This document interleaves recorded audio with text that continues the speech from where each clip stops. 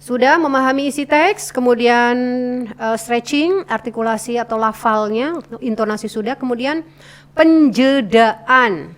Nah, ini dia penjedaan ya teman-teman ya. Masih di kalimat ini. Jedanya di mana itu kita harus. Nah, kalau dalam bahasa tulis atau teks radio itu menggunakan garis miring 1 itu sebagai tanda koma. Ya, ini kan aslinya koma, makanya supaya memudahkan mata saya melihat. Nah, kalau titik itu titik garis miring 2 ya teman-teman. Ini sudah terbiasa saya seperti ini. Nah, seperti ini. Kalau selesai itu garis 3 gitu ya. Oke. Kita harus tugas mereka adalah melucuti tentara Jepang. Nah, pengambilan nafasnya di sini. Dan memulangkan mereka ke negaranya, koma, membebaskan tawanan perang yang ditahan oleh Jepang, ini masih koma, sekaligus mengembalikan Indonesia kepada pemerintahan Belanda, koma, supaya kita nafasnya kuat, sebagai negara jajahan, titik, ya, sebagai negara jajahan, titik. Hal ini, koma, supaya kita bisa memicu kemarahan warga Surabaya, koma, mereka menganggap Belanda, atau di sini mereka menganggap, koma, Belanda menghina kemerdekaan Indonesia, koma, dan, koma, melecehkan bendera merah putih. Nah, ini supaya kita bisa membaca dengan jelas, walaupun kita ada istilah koma samar dan koma asli ya, ya koma yang sesungguhnya dan koma asli. Biasanya kalau mau ambil nafas, saya tuh tak pakai titik-titik seperti ini. Tugas mereka adalah menyuti tentara Jepang dan memulangkan mereka ke negaranya. Titik-titik-titik. Membebaskan, bahwa itu masih ada belakangnya, bahwa saya harus koma gitu. Membebaskan tentara tawanan yang menahan Jepang, titik-titik, masih panjang soalnya. Sekaligus mengembalikan Indonesia kepada pemerintah Belanda, titik-titik. Titik 2, karena tidak terlalu panjang, sebagai negara jajahan. Ini tips dari saya aja lah ya, untuk mempermudah mata kita dan menyambungkan dengan pikiran kita bahwa oh kita masih nyambung nih belakangnya gitu loh. Oke guys, hal ini koma aslinya kan enggak, kalau dalam bahasa Indonesia kan hal ini koma enggak kan gitu, ini hanya bahasa kita aja. Hal ini sebenarnya bukan koma, titik-titik, sorry, memicu kemarahan warga Surabaya, koma, mereka menganggap nadanya berapa? Mana? Belanda menghina kemerdekaan Indonesia, koma boleh. Dan kalau aslinya kan enggak, kalau diantara ini kan aslinya nggak boleh ada tanda koma kan, gitu loh. Kata jeda aja, sebagai penjeda aja, maka kita gunakan titik aja, Indonesia, dan melecehkan bendera merah putih. Nah, setelah ada teks seperti ini tips ya teman-teman ya, untuk mempermudah ketika suara kita membaca tugas mereka adalah, nah, sampai di sini misalnya, mata kita itu sudah melihat melucuti tentara Jepang, gitu. Maksud nggak teman-teman? Gini, ketika aku ngomong tugas mereka adalah, mata kita itu sudah melihat melucuti tentara Jepang, gitu loh. Jadi biar nanti tidak kesasar. Oke teman-teman, siap ya. Nah, tugas mereka adalah melucuti tentara Jepang dan memulangkan mereka ke negaranya. Oke, sekarang saya akan rekam ini berdasarkan naskah yang ada titik-titiknya, yang ada garis miringnya ini ya teman-teman ya.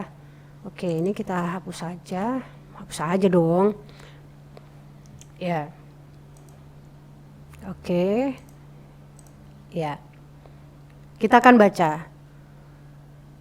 Tugas mereka adalah melucuti tentara Jepang dan memulangkan mereka ke negaranya, membebaskan tawanan perang yang ditahan oleh Jepang, sekaligus mengembalikan Indonesia kepada pemerintahan Belanda sebagai negara jajahan.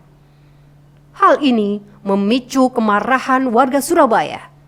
Mereka menganggap Belanda menghina kemerdekaan Indonesia dan melecehkan bendera merah putih.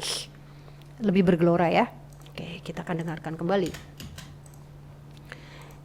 Kita dengarkan dengan melihat teksnya. kita akan baca. Oke. Tugas mereka adalah melucuti tentara Jepang, dan memulangkan mereka ke negaranya. Membebaskan tawanan perang yang ditahan oleh Jepang, sekaligus mengembalikan Indonesia kepada pemerintahan Belanda sebagai negara jajahan. Hal ini memicu kemarahan warga Surabaya.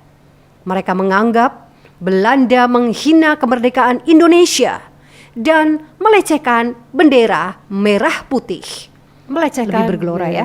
Oke, kita bendera balik putih. Bisa dipahami ya teman-teman ya. Oke, baik. Ya, penjedaan sudah, kemudian sikap dan gestur tubuh. Baik, teman-teman gini. Ketika kita take voice, tubuh kita itu harus tegak. Kalau kita duduk, kita harus tegak dong. Kalau berdiri bagus. Kalau lebih bagus berdiri, tapi karena posisi aku juga sekarang ini lagi duduk ya teman-teman. Tapi ketika aku take voice untuk pengambilan suara narator atau narasi, maka aku kalau bahasa Jawa itu ndegek loh, ndegek, berduduknya itu ndegek. Enggak, coba bedakan suara, bedakan suara ini ya teman-teman ya. Suara yang nih, ini aku sedang bersuara ya, misalnya tetap baca narasi ya. Ini, tugas mereka adalah melucuti tentara Jepang dan memulangkan mereka ke negaranya. Nah, sama narasi, bentuknya sama narasi. Tugas mereka adalah melucuti tentara Jepang dan memulangkan mereka ke negaranya. Nah, ini aku menggunakan, ini aku duduknya perutku tuh ngelombrot gitu loh teman-teman. Ngelombrot bisa nggak? Apa ya? Kalau Jawa bilang tuh, ya perutnya itu mengembang gitu loh. Kalau dipegang perut itu akan gember-gember gitu perutnya. Tapi sekarang aku misalnya mau voice itu dengan menggunakan yang degek ya. Posisi gestur tubuh yang lurus, degek gitu ya. Nih, pasti akan terasa beda. Tugas mereka adalah melucuti tentara Jepang dan memulangkan mereka ke negaranya. Ini tandanya, itu begini teman-teman. Cirinya, kita tuh ambil nafas, pegang perut kita, tahan ya, perut kita tahan, itu akan kempes ya teman-teman ya. Nah itu kempes, perutnya gitu kempes, kita menahan. Beda dengan gitu ya. Ya memang ini butuh banget namanya pernafasan yang panjang. Kita harus nafasnya sepanjang, nggak terengah-engah. Kenapa membacanya bisa lurus seperti itu dan tanpa jeda kok gitu? Kok bisa sih itu? Itu latihan satu. Yang kedua, latihan pernafasan, latihan membaca, latihan pernafasan itu penting banget, penting sekali ya teman-teman ya. Gitu. Sikap dan gestur tubuh. Nggak bisa dong kalau misalnya gestur tubuh kita sambil kukur-kukur telinga misalnya. Itu akan merubah gestur warna, bukan warna, merubah apa namanya ya? Akan merubah nada, akan merubah nada. Kalau misalnya nih ya, sekarang aku misalnya take voice ini ya, aku akan melakukan sesuatu hal dan ini akan merubah suara misalnya. Di sini nih, tugas mereka adalah melucuti tentara Jepang dan memulangkan mereka ke negaranya. Tahu nggak? Ini tugas mereka adalah melucuti tentara Jepang dan memulangkan mereka ke. Nah, di sini nih, dan memulangkan mereka ke negaranya. Tahu nggak teman-teman aku lagi ngapain? Aku tuh megang ini loh, apa? Gondengkul itu, lutut. Aku megang lutut, tanganku megang lutut. Saat tadi ketika membaca ini dan tanganku tuh megang lutut. Itu akan merubah itu teman-teman. Jadi gestur tubuh kita harus tetap fokus ya, seperti semula. Berdiri tegak, kalau duduk juga yang degek gitu ya. Itu gestur tubuh mempengaruhi. Kemudian memperhatikan volume suara. Jelas volume suara harus kita perhatikan teman-teman. Itu begini di sini ya. Ini suaranya kecil ya. Sini ya. Ini suaranya gede. Tugas mereka adalah melucuti tentara Jepang dan memulangkan mereka ke negara. Ini tugas mereka adalah volumenya harus tetap stabil di situ aja, jangan misalnya berubah. Misalnya contoh yang berubah ya, contoh yang soalnya berubah. Saking semangatnya misalnya ya, harus berubah. Kita harus memperhatikan yang namanya ini apa namanya volume suara. Saya akan baca ini. Tugas mereka adalah ya. Tugas mereka adalah melucuti tentara Jepang dan memulangkan ke negara mereka. sorry. Saking semangatnya jadi salah teks dan maunya sendiri ya kan. Itu parahnya bisa seperti itu. Tugas mereka adalah melucuti tentara Jepang dan memulangkan mereka ke negaranya, membebaskan tawanan perang yang ditahan oleh Jepang, sekaligus mengembalikan Indonesia kepada pemerintahan Belanda sebagai negara jajahan. Hal ini memicu kemarahan warga Surabaya. Mereka menganggap Belanda menghina kemerdekaan Indonesia dan melecehkan bendera merah putih. Ini bisa aja. Coba kita lihat volumenya guys. Parah banget kalau yang kayak gini guys. Main-main banget. Tugas mereka adalah melucuti tentara Jepang dan memulangkan mereka ke negaranya, membebaskan tawanan perang yang ditahan oleh Jepang. Nah ini udah Dan warga Surabaya, mereka menganggap Belanda kayak baca puisi ya. Iya. Mereka menghina makanya narasi dengan puisi itu berbeda teman-teman. Iya. Indonesia.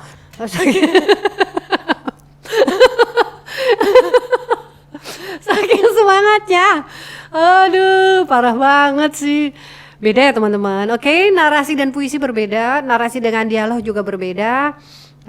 Teman-teman, mudah-mudahan ini bisa membantu teman-teman semuanya dalam memahami bagaimana membaca teks berupa teks yang narasi bukan dialog. Teks narasi bermacam-macam. Ada berita news, berita panjang, berita pendek, kemudian ada apalagi ya, esai ya. Itu narasi. Ada film dokumenter, termasuk ini adalah film dokumenter ya, pengantar film dokumenter gitu. Oke teman-teman, kalau ada pertanyaan bisa ditulis di kolom komentar.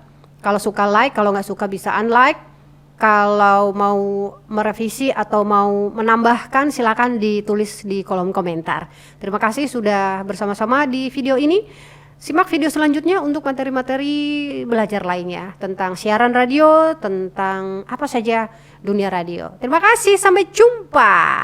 Subscribe jangan lupa. Thank you, bye. Wassalamualaikum warahmatullahi wabarakatuh.